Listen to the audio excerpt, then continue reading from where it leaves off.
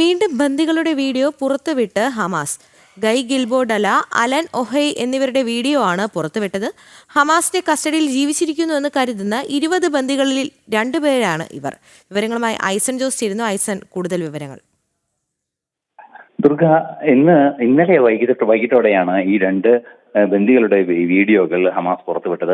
നേരത്തെ നമുക്കറിയാവുന്നതാണ്, ഹമാസിന്റെ ഈ ഭീകര സ്വഭാവമുള്ള നീക്കങ്ങളിൽ ഒരു ഭീഷണിയുടെ സ്വഭാവമായാണ് ഈ വീഡിയോകൾ പുറത്തുവിട്ടിരുന്നത്. നേരത്തെയും പലതവണ ഇത്തരത്തിൽ വീഡിയോകൾ പുറത്തുവിടുകയും ചെയ്തിരുന്നു. ഇന്നിപ്പോൾ ഗെയ് ഗെൽബോ പറയുന്ന ബന്ദിയായ ഒരാൾ പറയുന്ന ആ വിശദീകരണം അനുസരിച്ച് വലിയ ദുരന്തങ്ങളാണ് അവിടെ സംഭവിക്കുന്നതെന്നാണ് മനസ്സിലാക്കാൻ സാധിക്കുന്നത്.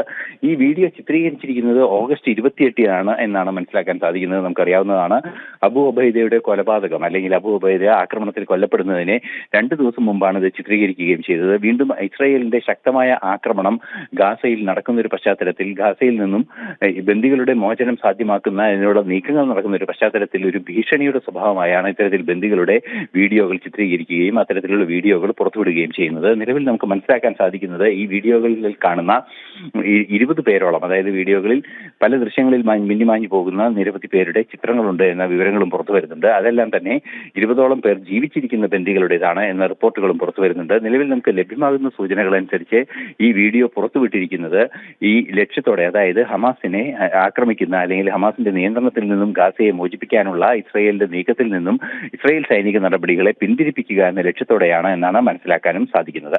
ദുർഗ.